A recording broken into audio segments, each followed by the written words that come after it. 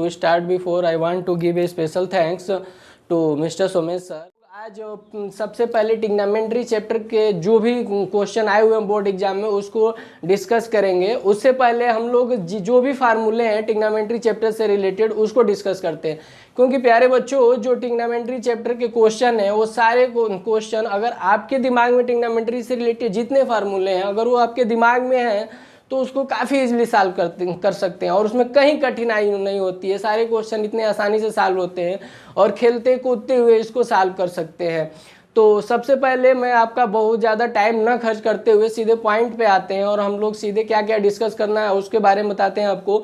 तो आप देख पा रहे होंगे व्हाइट बोर्ड पे हमने क्वेश्चन मेंशन किए हुए हैं। तो बच्चों बिना फार्मूले बताए हुए, बिना उस टॉपिक का जिक्र करे हुए अगर हम क्वेश्चन को डिस्कस करेंगे तो आपको भी लगेगा कि ये कैसे टीचर हैं जो बिना फार्मूला बताएं, क्या इंपॉर्टेंट पॉइंट्स हम लोग को दिमाग में रखने चाहिए अपने दिमाग में, उसको बताए हुए हम क्वेश्चन कराएं तो ये अच्छी बात नहीं होगी। तो इसीलिए सबसे पहले हम आपको जो भी टिग्नामेंट्री से रिलेटेड बेसिक पॉइंट हैं और जो फार्मूले हैं उसको डिस्कस करते हैं। तो आइए सबसे पहले हम लोग डिस्कस करते हैं। तो टिग्नामेंट्री चैप्टर की बात करते हैं तो सबसे पहले हम लोग अगर 6 जो टिग्नामेंट्री फंक्शन होते हैं उसको देखते हैं।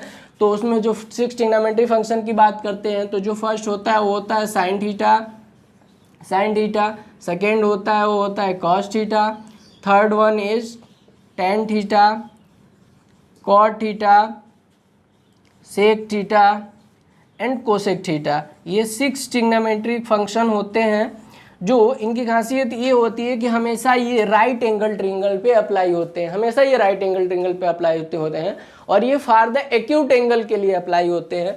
सपोज ये राइट एंगल ट्रिंगल है, राइट एंगल ट्रिंगल मीन्स आपको पता है कि जो वन एंगल होता है वो 90 डिग्री का होता है, बाकी जो एंगल होते हैं वो एक्यूट एंगल होते हैं। तो सपोज अगर मानते हैं कि राइट एंगल ट्रिंगल है और सपोज इसको नेमिंग कर देते हैं कि सपोज ये एंगल ए है, ये बी है एंड सी है, तो इसमें आपको पता है कि इस एंगल को इस साइड को परपेंडिकुलर बोला जाता है, इस साइड को बेस बोला जाता है एंड इस साइड को हाइपोटेनियस बोला जाता है, इस साइड को।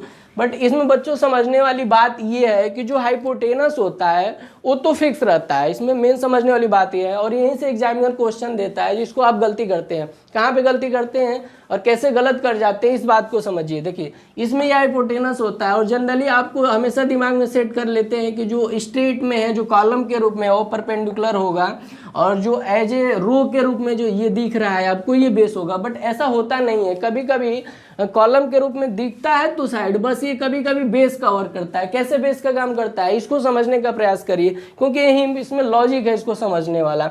तो अगर प्रीफरेंस पॉइंट इस एंगल को मानते हैं तो इसके फ्रंट का जो साइड होगा वो परपेंडिकुलर हो जाता है और उसके साथ में जो साइड लगा हुआ होता है वो बेस होता है और ये हाइपोटेनस तो फिक्स रहता है। बट दूसरी समझने वाली बात ये है कि कैसे ये परपेंडिकुलर एक्सचेंज हो जाते हैं और बेस आपस में एक्सचेंज होते हैं। अगर आपको प्रीफरेंस एंगल ये मानते हैं अगर ये प्रीफरेंस एंगल सी, अगर इसको थीटा मानते हैं, इस केस में हमारा परपेंडिकुलर और बेस आपस में क्या हो जाते हैं, एक्सचेंज हो जाते हैं। इस केस में इसके सामने वाला जो साइड होता है वो परपेंडिकुलर हो जाता है एंड जो ये होता है इसके साथ में जो साइड लगा हुआ है ये बेस हो जाता है। तो ये इसमें टिग्नामेंट्री में समझने वाली बात है और यहीं पे गलती होती है आपसे बार बार। आप हमेशा अपने दिमाग में सेट किए हुए हैं कि जो इस कॉलम के रूप में वो परपेंडिकुलर है, जो रो के रूप में आपको दिख रहा है ये बेस है, बट ऐसा होता नहीं है। ये हमको ये जो बेस और परपेंडिकुलर की बात कर रहे हैं ये एंगल के साथ, किस एंगल को आपने प्रीफरेंस एंगल माना हुआ है उसके साथ चेंज हो जाता है। तो ये हमने आपको बताया कि कैसे बेस और परपेंडिकुलर आपस में एक्सचेंज हो रहे हैं। तो इसको ध्यान में रखिएगा कि जब भी इस एंगल को आप प्रीफरेंस मानेंगे तो जिस एंगल को आप प्रीफरेंस मान रहे हैं उसके सामने वाला क्या हो जाता है, परपेंडिकुलर हो जाता है एंड उसके साथ में जो साइड लगा हुआ है वो क्या हो जाता है, बेस हो जाता है। बट अगर इस एंगल को प्रेफरेंस ना मानते हुए अगर जब आप इस एंगल को प्रेफरेंस मानेंगे तो इसके सामने वाला ये ट्रिंगल ऐसे ही बना हुआ है, ट्रिंगल को कोई रोटेट नहीं किया गया है, सेम ऐसे जैसे बना हुआ है। बट इस केस में ये साइड क्या हो जाएगा, आपका परपेंडिकुलर हो जाएगा और इस केस में ये साइड क्या हो जाएगा, बेस हो जाएगा। तो ये इंपॉर्टेंट, सबसे इंपॉर्टेंट पॉइंट था ये टिग्नामेंट्री का, जिसको बहुत सारे लोग नहीं बताते हैं, जानते हैं फिर भी उसको एक्सप्लेन नहीं करते हैं इस पॉइंट को। और सबसे बेसिक पॉइंट है पूरे टिग्नामेंट्री चैप्टर की बात करें तो इस चीज़ को हमेशा ये लॉजिक काम करता है, चाहे आप मैथमेटिक्स पढ़े या फिजिक्स पढ़े, जहाँ भी अगर ट्रिंगल की बात की जाएगी और वहाँ पे ट्रिग्नोमेट्री फंक्शन अगर आप यूज करेंगे तो इस लॉजिक को यूज किया जाता है। लोगों ने बेसिक देखा कि कैसे परपेंडिकुलर और बेस आपस में एक्सचेंज हो रहे हैं और हाइपोटेनस फिक्स है। अब जो 6 ट्रिग्नोमेट्री फंक्शन की हम बात किए, sin theta, cos theta, tan theta, cosec theta and sec theta की बात करें तो उसका रेशियो क्या होता है जब trigonometry function right angle triangle पे अप्लाई करते हैं तो उसकी देखते हैं उस रेशियो क्या होता है, उसको हम लोग देखते हैं। सपोज अगर मान लेते हैं कि राइट एंगल ट्रिंगल है और ये एंगल 90 डिग्री है सपोज मान लीजिए, और इस एंगल के इस ट्रिंगल में नेमिंग कर देते हैं, suppose this is a, this is b and this is c है, और इस एंगल को अगर प्रीफरेंस मानते हैं, सपोज मान लेते हैं ये कि थीटा है, तब इसमें साइन जो 6 ट्रिग्नोमेट्री फंक्शन निकल के आए जो हम लोगों ने अभी डिस्कस किया, साइन थीटा कॉस थीटा, तो उसकी रेशियो क्या होगी उसको हम लोग देखते हैं। तो साइन थीटा की अगर हम लोग बात करते हैं तो साइन थीटा को हम लोग लिखते हैं perpendicular upon hypotenuse, perpendicular upon hypotenuse. इसमें इस वाले में इसके सामने वाला क्या हो जाएगा, परपेंडिकुलर हो जाएगा, इसके साथ में जो लगा है ये क्या हो जाएगा, बेस हो जाएगा, और ये हाइपोटेनस आपको पता है ये फिक्स रहेगा, तो ये क्या हो जाएगा, परपेंडिकुलर अपन हाइपोटेनस। और जिसमें परपेंडिकुलर को हम लोग P से डिनोट कर रहे हैं, हाइपोटेनस को हम लोग H से डिनोट करेंगे, ताकि बार बार हम लोगों को परपेंडिकुलर हाइपोटेनस ना लिखना पड़े, जिससे हम लोग इजीली कैलकुलेशन कर सकें। और इसी तरह अगर कास थीटा की बात करें हम लोग तो कास थीटा इक्वल टू होता है बेस अपन हाइपोटेनस। परेशान ना हो बच्चों, मैं इसको याद करने का ट्रिक भी बताऊंगा कि कैसे इजीली आप इसको याद रख सकते हैं, क्योंकि ऐसा है कि बार बार भूल जाता है, हमेशा कंफ्यूजन बना रहता है कि परपेंडिकुलर अपन हाइपोटेनस होगा, बेस अपन हाइपोटेनस होगा, ये कैसे होगा। बिल्कुल झिझक नहीं होना है और आपको डरना नहीं है, बिल्कुल मैं ट्रिक बताएंगे जिससे आप इजीली इस फार्मूले को याद कर सकते हैं। तो सबसे पहले इस फार्मूले को देख लीजिए कि है क्या।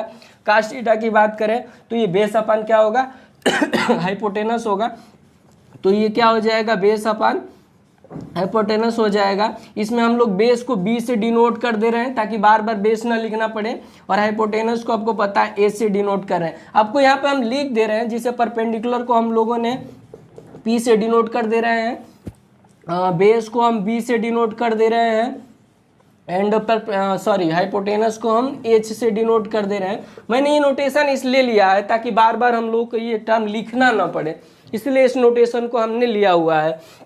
तो आप इसमें देखेंगे टेन थीटा का अगर बात करें तो tan theta equal to perpendicular upon base, means perpendicular को मैंने पी लिया है और बेस को बी लिया है, तो ये क्या हो जाएगा, पी बाई बी हो जाएगा, मींस परपेंडिकुलर अपन बेस हो जाएगा।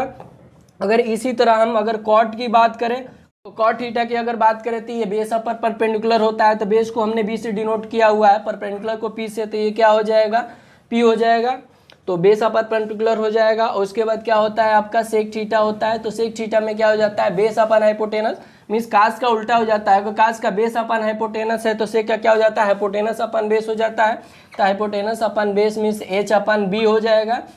इसी तरह सिमिलरली अगर कोसेक थीटा की बात करें, कोसेक थीटा की बात करें तो कोसेक थीटा इक्वल टू क्या होगा, साइन का रिवर्स हो जाता है, मींस परपेंडिकुलर अपन हाइपोटेनस है तो क्या हो जाएगा, हाइपोटेनस अपन परपेंडिकुलर हो जाएगा। अब बच्चों ये आपको लग रहा होगा कि बार बार कंफ्यूजन है, कब परपेंडिकुलर हाइपोटेनस होगा, बेस अपन हाइपोटेनस होगा, परपेंडिकुलर अपन बेस हो जा रहा है, ये कैसे याद रखें। तो इसको याद करने का हम एक अच्छा सा ट्रिक बताते हैं बच्चों, जिसको आप इजीली याद रख सकते हैं। देखिए एक चीज़ आप लोग याद रखिए कि पाकिस्तान भूखा प्यासा, इसको डिवाइड कर दीजिए हिंदुस्तान हरा भरा, इस टर्मिनोलॉजी को आप दिमाग में रखिए। क्या, पाकिस्तान भूखा प्यासा, हिंदुस्तान हरा भरा। अब इसको देखिए, ये फर्स्ट टर्म को मान लीजिए कि साइन वाला है, ये कॉस थीटा वाला है, एंड थर्ड टर्म क्या है, ये टेन थीटा वाला है। तो साइन थीटा के लिए आप क्या हो जाएगा, देखिए ये डिवाइड में है परपेंडिकुलर अपन हाइपोटेनस, आप फार्मूले पे ध्यान दीजिए, आपने क्या लिखा हुआ है, perpendicular upon hypotenuse. Cos theta पर देखिए बेस अपन हाइपोटेनस, आपने फार्मूला लिखा हुआ है बेस अपन हाइपोटेनस। टेन थीटा पे ध्यान दीजिए, थर्ड टर्म क्या है, टेन थीटा, टेन थीटा में क्या लिखा हुआ है, परपेंडिकुलर अपन बेस, तो यहाँ पर देखिए परपेंडिकुलर अपन बेस।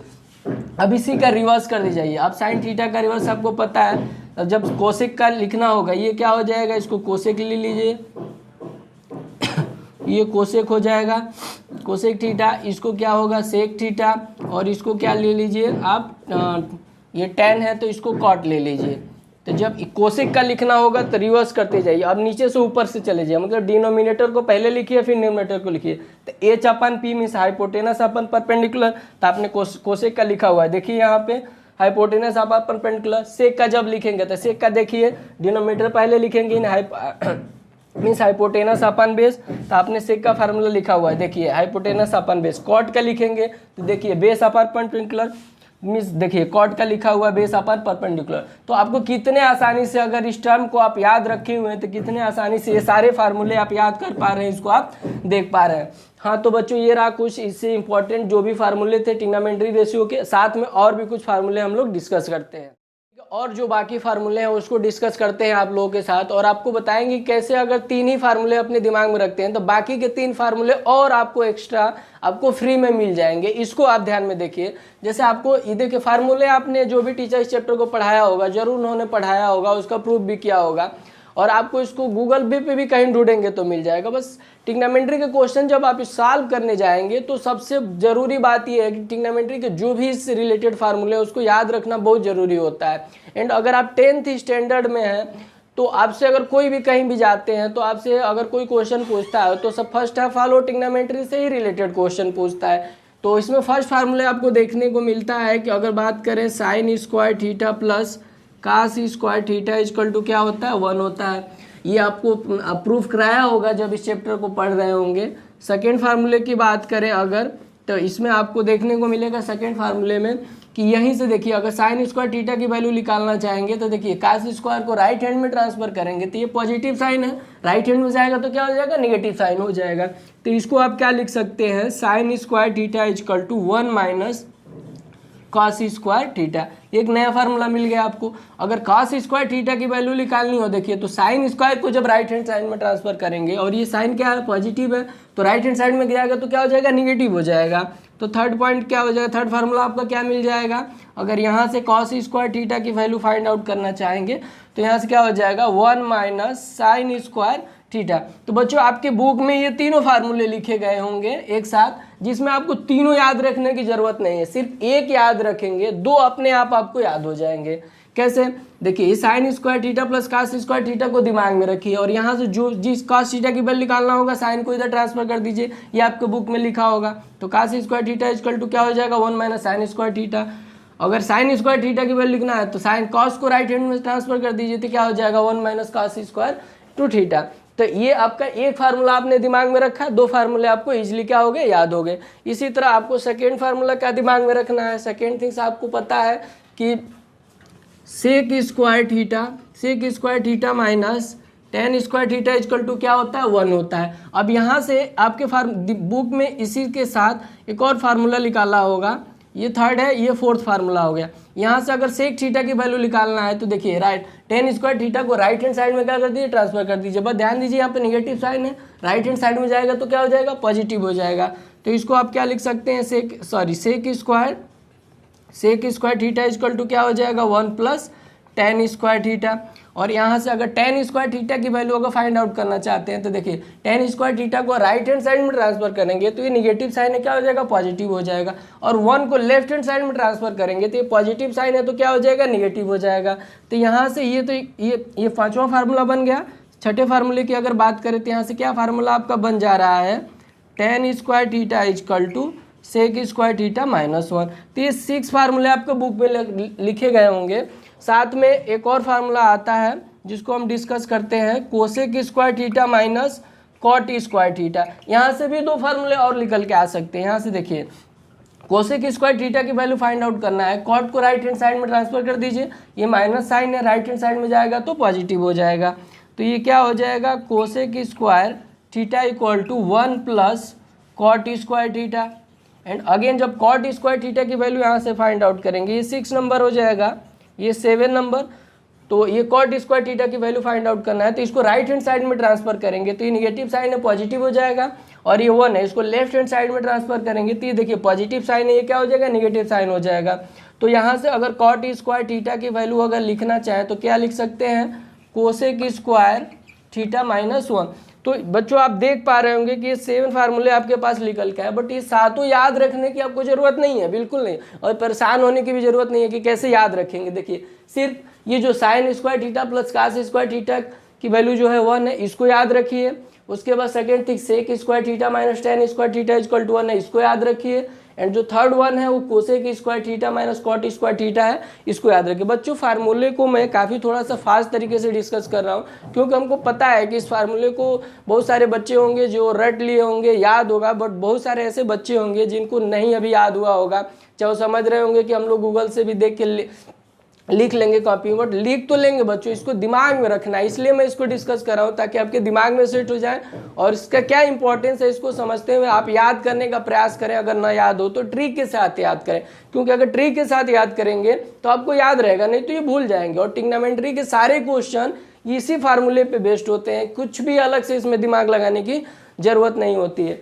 तो ये इससे जो भी इम्पोर्टेंट ये फार्मूला था इसको डिस्कस किया। साथ में आप लोगों को पता होता है कि ट्रिग्नोमेट्री जो रेशियो होते हैं उसके कुछ स्पेसिफिक एंगल्स की वैल्यू होती है जो टेबल के फॉर्म में अरेंज किया जाता है, तो उस टेबल को याद रखना जरूरी होता है।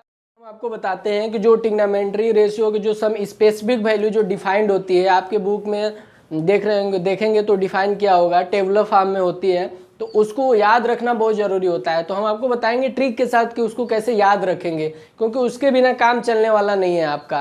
तो आप देखेंगे कि जो 6 ट्रिग्नोमेट्री जो फंक्शन होते हैं आपको बताया, sine, cos, tan, cot, sec and cosec, इसमें अगर सिर्फ दो साइन ट्रिग्नोमेट्री रेशियो की वैल्यू अगर आप याद किए हुए हैं, साइन का एंड टेन का, तो बाकी के टेबुलर फॉर्म में आप कैसे इसको याद रखने की जरूरत नहीं पड़ेगी और आप इजीली याद रख सकते हैं। तो देखिए इसको कैसे लिखा जाता है। अगर साइन की वैल्यू 0 डिग्री की 0 होती है, 30 डिग्री की 1/2, 45 डिग्री की 1/√2 एंड 60 डिग्री की √3/2 एंड 90 डिग्री की 1 होती है। तो आप कास की वैल्यू कैसे इजीली लिख सकते हैं। देखिए तो इसमें जब कास की 0 डिग्री की वैल्यू लिखना होता है तो इसको रिवर्स करते हुए यहाँ से लेफ्ट हैंड साइड आते हैं, इधर से राइट की तरफ ट्रांसफर होते चले जाते हैं। तो जो 0 डिग्री की साइन 90 डिग्री की वैल्यू होती है वो कास क्या होती है, 0 डिग्री की वैल्यू जाती है। तो यहाँ पे देखिए कास साइन 90 डिग्री की वैल्यू क्या है, 1 है, तो कास 0 डिग्री की वैल्यू क्या हो जाएगी, 1 हो जाएगी। यहाँ पे देखिए कॉस 60 डिग्री की वैल्यू क्या है, √3/2 है, तो कॉस 30 डिग्री की वैल्यू क्या है, क्योंकि इसको राइट हैंड साइड में ट्रांसफर कर रहे हैं और इसको लेफ्ट हैंड साइड में ट्रांसफर कर रहे हैं, और जो ये वैल्यू आ रही है उसको यहाँ पे पुट करते हुए जा रहे हैं। तो यहाँ पे इसकी वैल्यू क्या हो जाएगी, √3/2 हो जाएगी। ये देखिए राइट हैंड साइड में गई, ये फ्रंट पे आ गया, लेफ्ट हैंड में आया तो ये क्या हो जाएगा, 1/√2 हो जाएगा। ये देखिए अब ये देखिए जो कास 60 डिग्री की वैल्यू क्या हो जाएगी, जो साइन 30 डिग्री की वैल्यू होगी वो क्या हो जाएगी, कास 60 डिग्री की वैल्यू हो जाएगी। अब देखिए साइन 0 डिग्री की जो वैल्यू है इधर से इधर की तरफ आ रहा है, कॉस वाले में राइट की तरफ ट्रांसफर हो रहे हैं, तो 0 डिग्री की जो साइन 0 डिग्री की वैल्यू है कास 90 डिग्री की वैल्यू क्या हो जाएगी, 0 हो जाएगी। इस तरह से आपने देखा कि सिर्फ साइन की वैल्यू अगर आपको पता है तो कॉस की भी वैल्यू लिख सकते हैं। सिमिलरली अगर साइन की वैल्यू पता है, इसी तरह कोसेक की भी वैल्यू लिख सकते हैं। कैसे लिखते हैं, आपको रिवर्सन पर जो भी साइन की वैल्यू है जब कोसेक की वैल्यू लिखना हो तो उसको रिवर्स कर दीजिए, उल्टा कर दीजिए। समझिए इस बात को क्या कर रहे हैं कि जैसे अगर साइन 0 डिग्री की वैल्यू क्या है, 0 है, तो 0 को 0/1 लिख सकते हैं आप, तो इसकी वैल्यू क्या हो जाएगी, 0। जब कोसेक की वैल्यू लिखना होगा तो मैं इसको कह रहा हूँ कि इस वैल्यू को रिवर्स कर दीजिए, मतलब कि जो न्यूमरेटर है उसको डिनोमिनेटर में लिख दीजिए और जो डिनोमिनेटर है उसको न्यूमरेटर में लिख दीजिए। तो ये क्या हो जाएगा, 1/0। जब इसको रिवर्स करेंगे तो अब ये क्या हो जाएगा, नॉट डिफाइंड होता है, इसकी वैल्यू क्या होती है, इनफाइनाइट होती है। मीन्स कोसेक 0 की वैल्यू क्या हो जाएगी, इनफाइनाइट हो जाएगी। सिमिलरली अगर कोसेक 30 डिग्री की वैल्यू फाइंड आउट करेंगे तो साइन 30 डिग्री की वैल्यू देखिए क्या है, 1/2 है। तो जब कोसेक की वैल्यू लिखना चाह रहे थे, इसको मैं कह रहा हूँ बार बार इसको क्या कर दीजिए, रिवर्स कर दीजिए, मतलब कि जो डिनोमिनेटर है उसको न्यूमरेटर में लिख दीजिए। मीन्स अगर डिनोमिनेटर है तो 2 हो जाएगा और इसको डिनोमिनेटर 1 है तो इसको डिनोमिनेटर में लाएंगे तो क्या हो जाएगा, 1 हो जाएगा। तो ये क्या हो जाएगा, 2/1 है, इसको क्या लिख सकते हैं, 2 लिख सकते हैं। सिमिलरली अगर 45 डिग्री की वैल्यू की लिखना चाहे कॉस 45 डिग्री की, तो साइन की वैल्यू क्या है 45 की, 1/√2 है, तो इसको रिवर्स कर दीजिए तो क्या हो जाएगा, √2/1 हो जाएगा। मीन्स ये क्या हो जाएगा, √2 हो जाएगा। देखिए इसको कैसे लिखे हैं, 1/√2 है, इसको कह रहे हैं कि इसको न्यूमरेटर में लेके चले आइए, जो न्यूमरेटर में उसको डिनोमिनेटर में लेके चले आइए जब कोसेक की वैल्यू लिखना हो। तो देखिए इसको न्यूमरेटर में लेके जाएंगे तो ये √2 हो जाएगा और इसको नीचे लेके आएंगे तो क्या हो जाएगा, 1 हो जाएगा। मीन्स √2/1 मीन्स क्या है, √2 हो जाएगा। तो देखिए √2 हो गई। इसी तरह अगर कोसेक 60 डिग्री की वैल्यू लिखना है तो साइन 60 डिग्री की वैल्यू देखिए ये क्या है, √3/2 है, तो ये √3/2 है, तो इसको रिवर्स कर दीजिए, उल्टा कर दीजिए, तो 2 ऊपर चला जाएगा, √3 नीचे चला आएगा, तो ये क्या हो जाएगा, 2/√3 हो जाएगा। फिर देखिए साइन, अगर कोसेक 90 डिग्री की वैल्यू लिखना है तो देखिए साइन की वैल्यू, साइन 90 डिग्री की वैल्यू क्या है 1 है, तो 1/1 लिख सकते हैं। फिर इसको रिवर्स भी करेंगे तो 1/1 ही मिलेगा। इस तरह कोसेक 90 डिग्री की वैल्यू क्या हो जाएगी 1 हो जाएगी। मीन्स आपने अगर साइन की वैल्यू याद की, साइन जो ट्रिग्नोमेट्री ये रेशियो है, साइन की जो स्पेसिफिक वैल्यू है कोई 0 डिग्री 30 डिग्री 45 डिग्री, इसकी वैल्यू याद की तो 2 आपको फ्री में मिल गए। कैसे फ्री में मिल गए? कॉस का हमने बताया कि इसको रिवर्स करते हुए जाए, जो 90 डिग्री का है, जो साइन 90 डिग्री की वैल्यू हो कॉस 0 डिग्री की वैल्यू हो जाएगी, जो साइन 60 डिग्री की वैल्यू हो कॉस 30 डिग्री की वैल्यू हो जाएगी, ये जो कॉस साइन 45 डिग्री की वैल्यू हो सामने सामने पड़ रहा है तो कॉस 45 डिग्री की वैल्यू हो जाएगी। सिमिलरली अगर साइन की वैल्यू याद है कोसेक की लिखना चाहे तो जो भी वैल्यू यहाँ पे आपने लिखा हुआ है उसको रिवर्स करके लिख दीजिए, उल्टा करके लिख दीजिए। अब अगर सेक की वैल्यू लिखनी हो तो देखिए कॉस की जो भी वैल्यू लिखे हुए हैं उसको रिवर्स करते जाइए। तो ये 1 लिखा हुआ है मीन्स 1/1 लिख सकते हैं, इसका रिवर्स करेंगे तो क्या हो जाएगा 1/1 ही होगा। मीन्स सेक 0 डिग्री की वैल्यू क्या हो जाएगी 1 हो जाएगी। सेक 30 डिग्री की वैल्यू बात करें तो कॉस 30 डिग्री की वैल्यू देखिए √3/2 है, इसको रिवर्स करेंगे तो क्या हो जाएगा 2/√3 हो जाएगा। सेक 45 डिग्री की बात करें तो cos 45 डिग्री की वैल्यू क्या है 1/√2 है, तो ये क्या हो जाएगा √2/1 हो जाएगा। सेक 60 डिग्री की बात करें तो आप cos 60 डिग्री में चले जाइए 1/2 है, मीन्स इसको रिवर्स करेंगे तो ये क्या हो जाएगा 2/1 हो जाएगा, मीन्स 2 हो जाएगा। सेक 90 डिग्री की बात करें तो cos 90 डिग्री की वैल्यू क्या है 0 है, मीन्स 0 को 0/1 लिख सकते हैं। अगर इसको रिवर्स करेंगे तो क्या हो जाएगा 1/0 हो जाएगा, और 1/0 क्या होता है नॉट डिफाइंड होता है, मीन्स कि ये क्या हो जाएगा इनफाइनाइट हो जाएगा। अगर tan की वैल्यू पता है आपको, tan की वैल्यू पता है, cot की वैल्यू लिखना है देखिए तो इधर से रिवर्स करते हो, मतलब मीन्स की जो tan 90 डिग्री की वैल्यू हो cos 0 डिग्री की वैल्यू हो जाएगी। tan 60 डिग्री की वैल्यू √3 है, मीन्स जो cot 30 डिग्री की जो वैल्यू है क्या हो जाएगी √3 हो जाएगी। tan 45 डिग्री की जो वैल्यू हो cot 45 डिग्री की वैल्यू हो जाएगी, मीन्स क्या है 1 हो जाएगी। अगर cot 60 डिग्री की बात करें तो जो tan 30 डिग्री की वैल्यू है 1/√3 हो जाएगी। एंड अगर cot 90 डिग्री की बात करें तो tan 0 डिग्री की वैल्यू क्या है 0 होती है, क्या हो जाएगा 0 हो जाएगा। तो ये रहा आपका टेबल जिसको याद रखना बहुत ज़रूरी है, और 60 ट्रिक से मैंने बता दिया, इस तरीके से आप याद रख सकते हैं। तब हम लोग क्वेश्चन पे करने चलेंगे जो प्रीवियस ईयर में आए हुए हैं, और देखेंगे कि इसी फार्मूले का यूज करते हुए कितने आसानी से उस सारे क्वेश्चनों को हम लोग सॉल्व कर पा रहे हैं। हम लोगों ने जो भी ट्रिग्नोमेट्री के इंपॉर्टेंस फार्मूले थे उसको डिस्कस कर लिए हैं। अब हम लोग प्रीवियस ईयर के क्वेश्चन को सॉल्व करेंगे और देखेंगे कि उस फार्मूले की हेल्प से कितना इजीली सारे क्वेश्चनों को हम लोग सॉल्व कर पा रहे हैं। तो सबसे पहले मैंने बोर्ड पे जो मेंशन किया हुआ है क्वेश्चन 1/1 करके सॉल्व करते हैं आपको सामने, तो और साथ में जो भी इंपॉर्टेंट टिप्स रहेंगे उसको बताएंगे कि किस बात का ध्यान रखना होगा क्वेश्चन सॉल्व करते हुए। तो देखिए फर्स्ट क्वेश्चन में अगर बात करें, क्वेश्चन तो इजी लग रहा है देखने में, लेकिन इसमें क्या पॉइंट, किस पॉइंट को ध्यान में रखना है उसको हम जरूर बताएंगे। तो ध्यान देखिए, देखिए आपके फर्स्ट क्वेश्चन में जो गिवन डेट है question number first, given data है क्या है दिया हुआ है tan a = दिया हुआ है 4/3। और आपको मैंने अभी फार्मूला डिस्कस किया कि सब ये हमेशा जो ट्रिग्नोमेट्री फंक्शन होता है हमेशा राइट एंगल ट्रिंगल पे क्या होता है अप्लाई होता है। तो आप हमेशा क्या करेंगे एक राइट एंगल ट्रिंगल को ड्रा करेंगे। तो राइट एंगल ट्रिंगल ड्रा करेंगे तो सपोज मान लीजिए ए है और ये बी है और ये सी है, और राइट एंगल कहाँ है ये 90 डिग्री एंगल है, और आपको गिवन दिया हुआ है tan a = 4/3। तो आपको बताए हैं कि आपको सबसे पहले इस ट्रिंगल में ये तो हाइपोटेनस होगा, ये फिक्स होगा, बट इसमें कौन सा साइड परपेंडिकुलर होगा, कौन सा साइड बेस होगा, मैंने जब फार्मूला डिस्कस कर रहा था उस समय बताया था, इसको ध्यान में रखना होता है।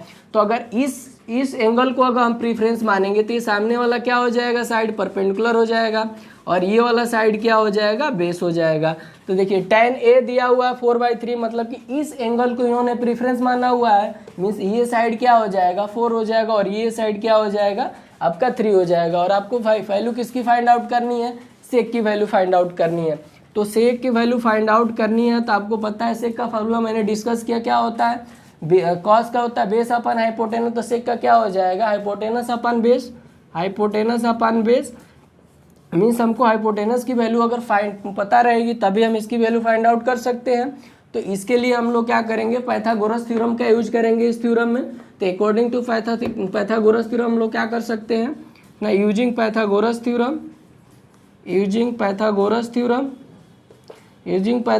थ्योरम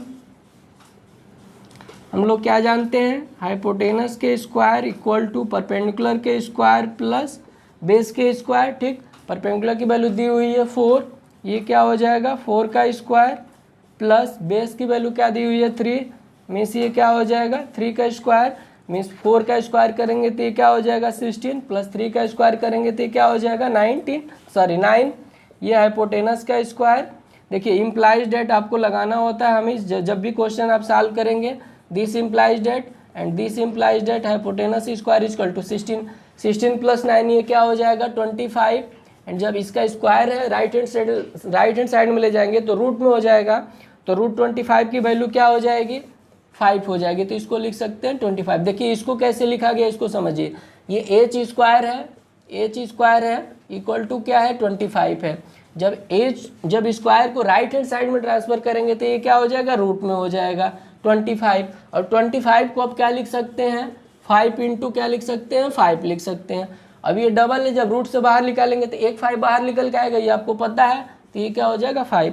तो ये चीज़ डायरेक्ट यहाँ पे लिखेंगे, सर ये 25 लिख दिए थे हम, ये क्या हो जाएगा 5। तो आपको हाइपोटेनस की वैल्यू क्या मिल गई, ये क्या हो गया 5। अब जब आपको हाइपोटेनस की वैल्यू मिल गई तो आप सेक की वैल्यू निकाल सकते हैं। सेक का फार्मूला आपको पता है हाइपोटेनस अपन बेस, तो हाइपोटेनस की वैल्यू क्या है 5 है और बेस की वैल्यू क्या है 3 है, तो ये क्या हो जाएगा 5/3। तो आपको सेक की वैल्यू मिल गई। बच्चों इस क्वेश्चन को हमने ये देखने में क्वेश्चन तो ईजी है, बट इसलिए लिया है कि देखिए अगर एग्जामिनर इस क्वेश्चन को अगर 10A के बदले अगर आपको दे दे एग्जामिनर, अगर सपोज मान लीजिए ट्रिंगल बना हो और आपको दे दे कि 10C की वैल्यू दी हुई है 4/3, उस केस में आप 4/3 ये नहीं लिखेंगे। इस केस में अगर एग्जामिनर ने अगर इस क्वेश्चन को अगर प्रीफरेंस अगर इस एंगल को माना है, इस केस में हमारा परपेंडिकुलर ये हो जाएगा और बेस ये हो जाएगा इस केस में। इसी चीज़ को बताने के लिए मैंने इस क्वेश्चन को यहाँ पे लिया हुआ है। इस केस में देखिए आपके पास क्या हो जाएगा, इस केस में अगर 10C की बात करें तो क्या होता है 10C इक्वल टू आपको पता है 10C इक्वल टू ये होता है perpendicular upon base, but preference angle किस एंगल को माना गया है सी को। इस केस में ये परपेंडिकुलर हो जाएगा, ये बेस हो जाएगा, मीन्स ये 4 होगा और ये 3 होगा। इस केस में अगर आप अगेन पाइथागोरस थ्योरम को यूज करेंगे, using Pythagoras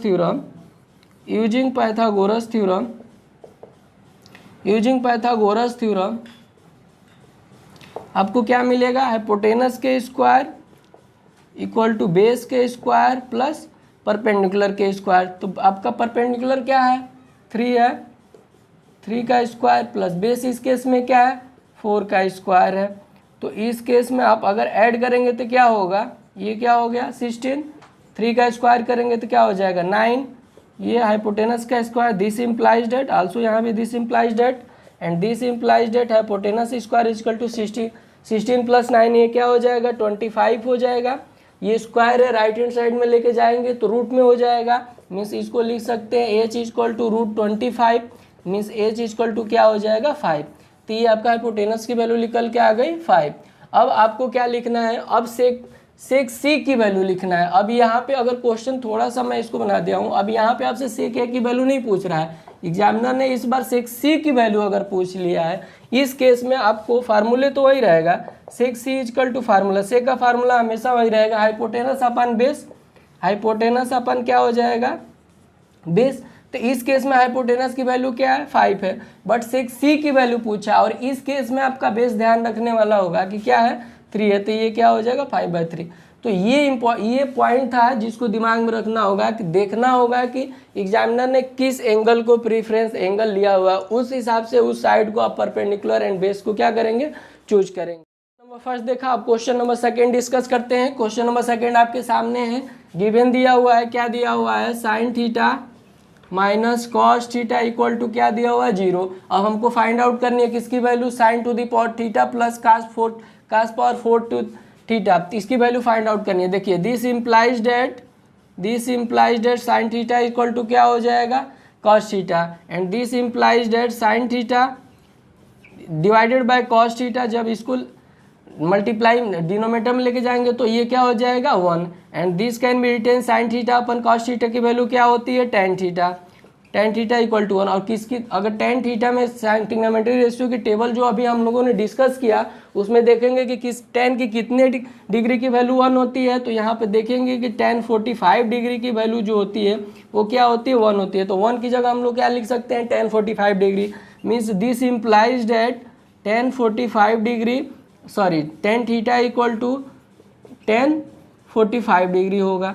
this implies that tan cancel, देखिए कैंसिल हो जाएगा, कैंसिल कराते नहीं, हम लोग लिख सकते हैं अगर tan A equal to tan B है एक्यूट एंगल के लिए, tan A इक्वल टू अगर tan B है तो यह इम्प्लाइज करता है कि A इक्वल टू क्या हो जाएगा, B हो जाएगा। तो इस कंसेप्ट को अगर हम लोग यूज करेंगे यहाँ पे तो क्या हो जाएगा, थीटा इक्वल टू 45 डिग्री हो जाएगा। अब आपको थीटा की वैल्यू मिल गई। अब आपको देखिए क्वेश्चन में क्या फाइंड आउट करना है, sine to the power 4 theta plus cos to the power 4 theta की वैल्यू फाइंड आउट करनी है और थीटा की वैल्यू आपको मिल गई है। तो इसमें हम लोग क्या करेंगे, पुट करेंगे।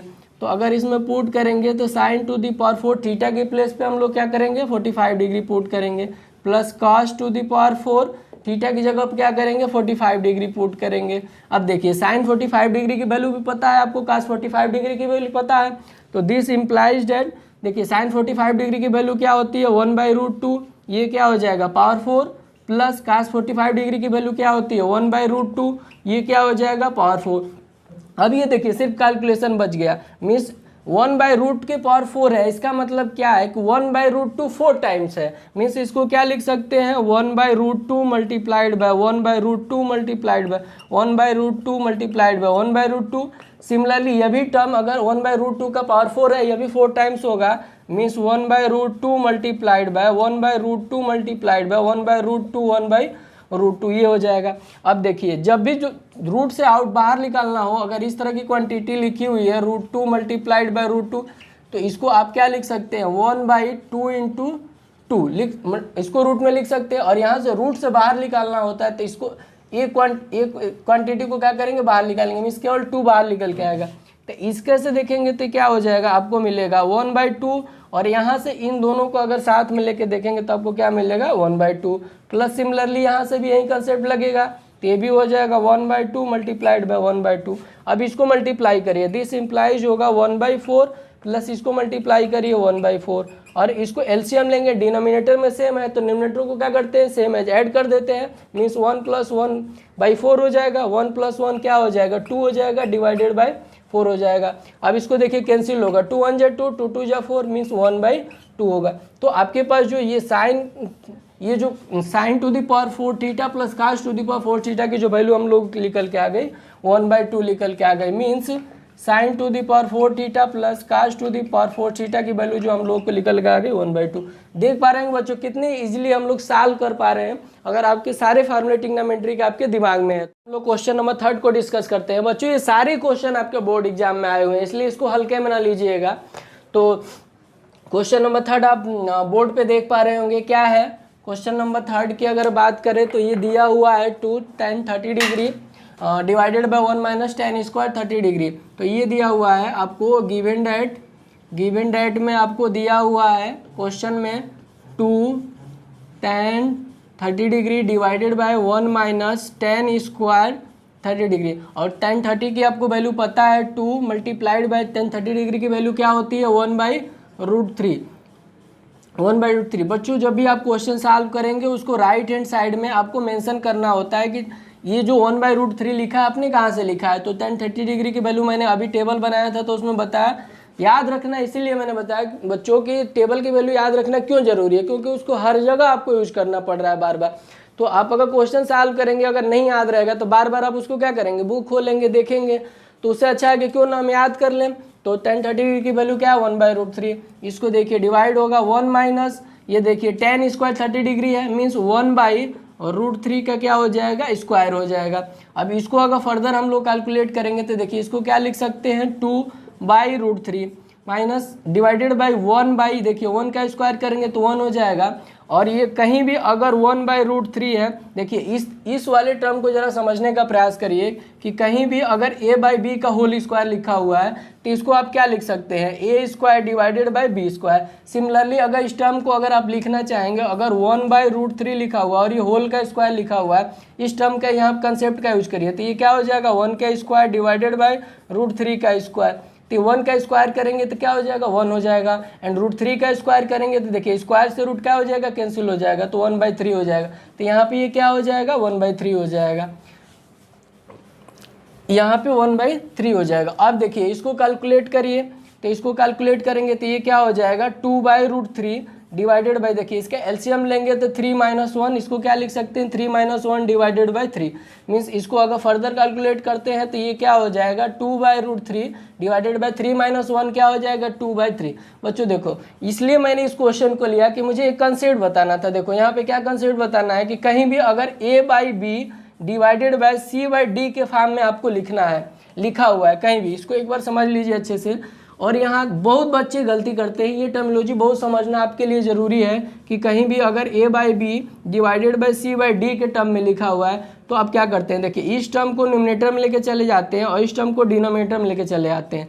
तो इस टर्म को डिनोमिनेटर में लेके आएंगे, इस टर्म को न्यूमरेटर में लेके जाएंगे तो क्या हो जाएगा a/d divided by b into c, ऐसे लिखना है। अगर मान लीजिए कहीं आपके पास लिखा हुआ है a/b divided by only c लिखा हुआ है, तब इस टर्म को कैसे लिखेंगे, ये वाला जो टर्म इसको 1 लिख सकते हैं। तो ये टर्म मैं बोल रहा हूँ कि क्या चला जाएगा न्यूमरेटर में चला जाएगा और न्यूमरेटर में चला जाएगा, और ये टर्म क्या हो जाएगा डिनोमिनेटर में चला जाएगा।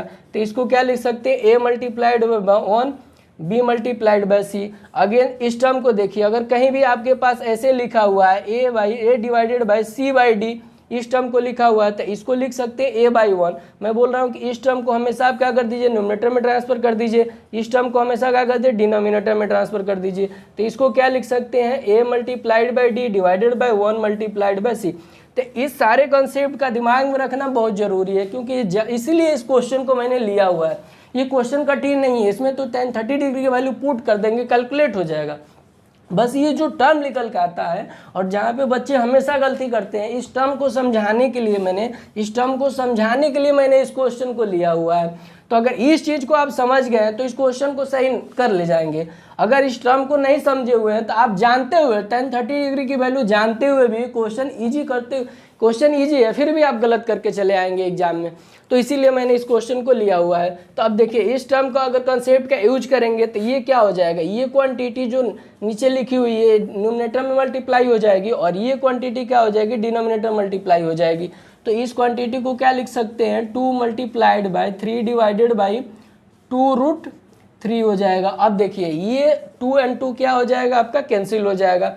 अब आपके पास क्या हो गया 3/√3 हो गया। अब आपको पता है कि कोई भी चीज़ रूट में लिख के छोड़ते नहीं है डिनोमिनेटर में, तब इसको क्या करेंगे रेशनलाइज कर देंगे। तो इसके लिए आपको क्या लिखते हैं √3/√3 हो जाएगा।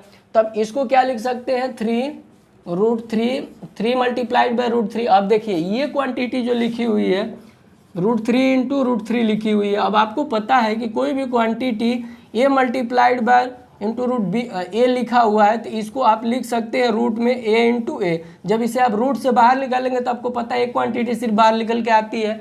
तो ये √3 मल्टीप्लाइड बाय √3 लिखा हुआ है, मीन्स आपको लिखा हुआ है √3 मल्टीप्लाइड बाय √3, इसको लिख सकते हैं रूट में 3 इंटू 3।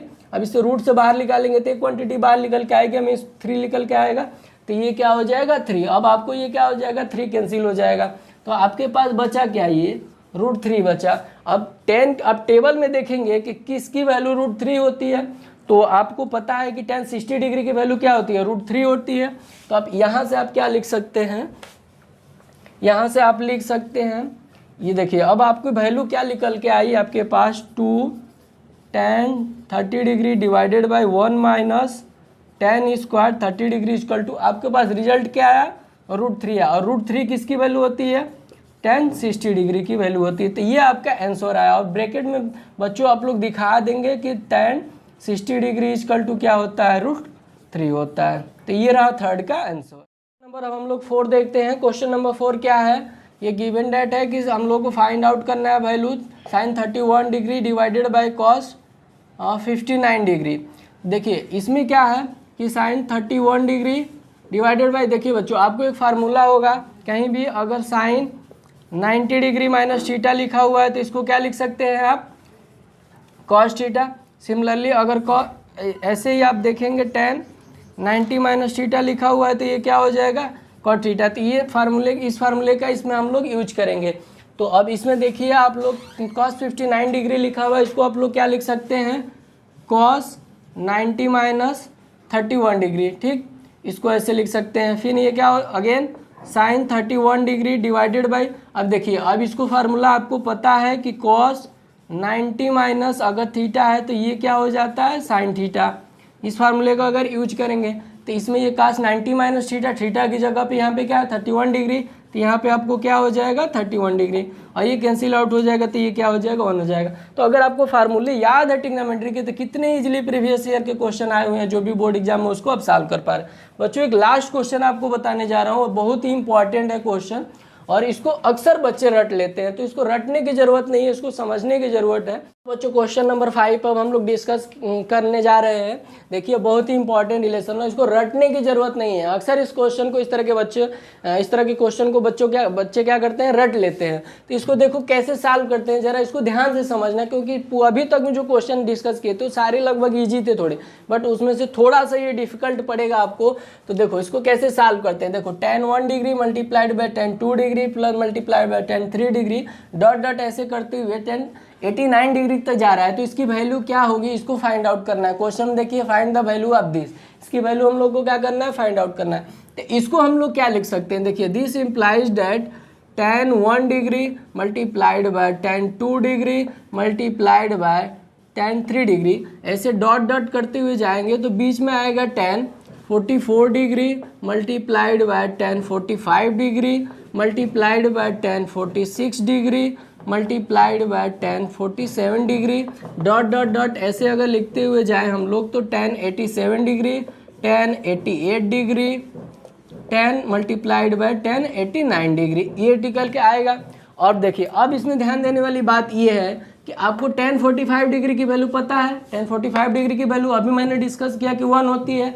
तब इसको कैसे लिख सकते हैं, this implies that tan 1 degree multiplied by tan 2 degree multiplied by tan 3 degree dot dot dot ऐसे करते हुए जाएंगे तो ये क्या हो जाएगा tan 45 डिग्री। और tan 44 degree and tan 45 degree की वैल्यू क्या होती है 1 होती है। अब देखिए tan 46 डिग्री को हम लोग क्या लिख सकते हैं बच्चों, इसको लिख सकते हैं tan 90 माइनस 44 डिग्री। देखिए इसको tan 46 डिग्री को, सिमिलरली अगर tan 47 डिग्री को अगर हम लिखना चाहें तो ये क्या लिख सकते हैं tan 90 माइनस 43 डिग्री। ऐसे ही सिमिलरली डॉट डॉट करते हुए जाए तो ये क्या हो जाएगा मल्टीप्लाई। tan 87 डिग्री को क्या लिख सकते हैं tan 90 माइनस 3 डिग्री, इसको लिख सकते हैं। tan 80 डिग्री को क्या लिख सकते हैं tan 90 minus 2 degree. tan 89 degree को क्या लिख सकते हैं tan 90 माइनस 1 डिग्री। अब देखिए फर्दर कैसे कैलकुलेट करते हैं इसको, देखिए ये तो सिमिलरली ऐसे ही रहेगा, इसमें कोई चेंज नहीं होगा।